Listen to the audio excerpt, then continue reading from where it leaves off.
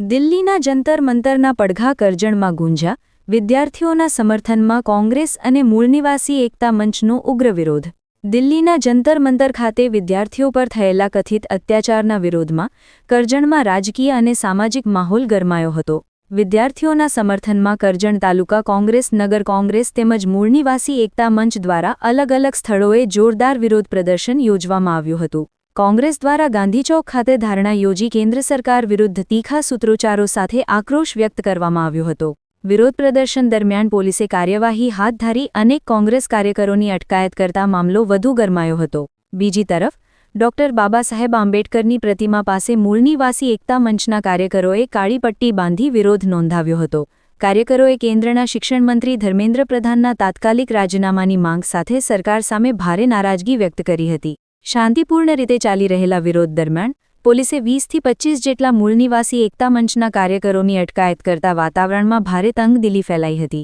ઘટનાએ સમગ્ર કરજણમાં ચર્ચાનો વિષય ઊભો કર્યો હતો અને રાજકીય ગરમાવો વધ્યો હતો.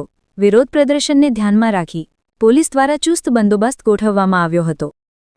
વિદ્યાર્થીઓના મુદ્દે શરૂ થયેલી આ લડત હવે રાજકીય રંગ લેતી દેખાઈ રહી છે અને આવનારા દિવસોમાં આ મુદ્દો વધુ ગરમાય તેવી શક્યતાઓ વ્યક્ત થઈ રહી છે.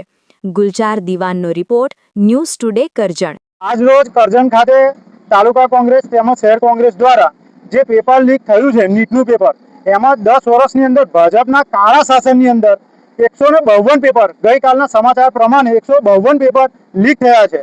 હજુ સુધી એની કોઈને સજા આપવામાં આવી નથી. એ માટે આજ સુધી હજુ સુધી કોઈને સજા મળી નથી અને તેમજ એના માટે પ્રોટેક્શન કરી રહેલા જંતર મંતર પર જે સ્ટુડન્ટો છે એની ઉપર લાઠીચાર્જ કરવામાં આવ્યો છે અને એ દમનગીરી કરવામાં આવી છે. લોકશાહીના શાસનની અંદર લાઠીચાર્જ કરી અને આ સરકાર દબાવવા માંગે છે. મોદી શાસનની અંદર છેલ્લા 10 વર્ષની અંદર આટલા પેપર લીક થયા છતાં પણ એક પણ રાજીનામું મંત્રી દ્વારા આપવામાં નથી આવ્યું. અને માંગણી શું છે કે ધર્મેન્દ્ર પ્રધાનની રાજીનામાની, તો એ ધર્મેન્દ્ર પ્રધાનનું રાજીનામું કેમ ના આપે? જ્યારે આજે આટલા પેપર લીક થયા છે, આટલા વિદ્યાર્થીઓના જીવ ગયા છે, છતાં પણ પેપર લીકના મુદ્દે જ્યારે અવાજ ઉઠાવે છે તો એમને મારવામાં આવે છે, એમને દબાવવામાં આવે છે. તો આ દેશ કેવી રીતના સહન કરી લે? 140 કરોડ દેશની જનતા છે એ જોઈ રહી છે અત્યારે કે આ જે તાનાશાહી શાસન છે એના માટે આ ચાલી રહ્યું છે. બીજું કે જ્યારે આ પેપર લીકને મુદ્દો લઈને જ્યારે દરેક તાલુકા લેવલ પર જ્યારે આવા પ્રોગ્રામો થાય છે ત્યારે ધ્યાન ભટકાવવા માટે વોટ્સઅપ યુનિવર્સિટીના જે અમુક આગેવાનો છે એ એવું કહે છે કે ફંડિંગ બહારથી આવે છે, તો તપાસ કરીને ગોળી માર દો ફંડિંગ આવતી હોય તો. ધ્યાન ભટકાવવાનું અને મુદ્દો ભટકાવવાની વાત કરતા જે પેપર લીક થયું છે અને વિદ્યાર્થીઓની જાન ગઈ છે એ માટે તો સહયોગ આપવો જરૂરી છે. ધરનાનો પ્રોગ્રામ અમે 2 દિવસનો માંગેલો છે અને આજે અમે અત્યારે ગાંધી ચોકે ધરના પર બેઠેલા છે. આજના યુગમાં દરેક વિદ્યાર્થી માટે તથા દરેક વાલી માટે શિક્ષણ ખૂબ જ જરૂરી છે, પરંતુ ભારત દેશની અંદર શિક્ષણની વ્યવસ્થા દિન પ્રતિદિન કથળી રહી છે. ઘણી શાળાઓમાં શિક્ષક નથી, કેટલા બાળકો શાળાની પર છત નથી અને છેલ્લા ઘણા સમયથી જંતર મંતર ખાતે અનેક વિદ્યાર્થી દેશના શિક્ષણ બચાવવા માટે, બાળકોનું ભવિષ્ય બચાવવા માટે આંદોલન કરી રહ્યા છે. તે સમય દરમિયાન આ દેશની પોલીસે એ નિર્દોષ બાળકો પર જે લાઠીચાર્જ કર્યો છે, બેરહણીપૂર્વક જે માર મારવામાં આવે છે, એ વસ્તુને અમે સખત શબ્દોમાં વખોડી નાખીએ છીએ.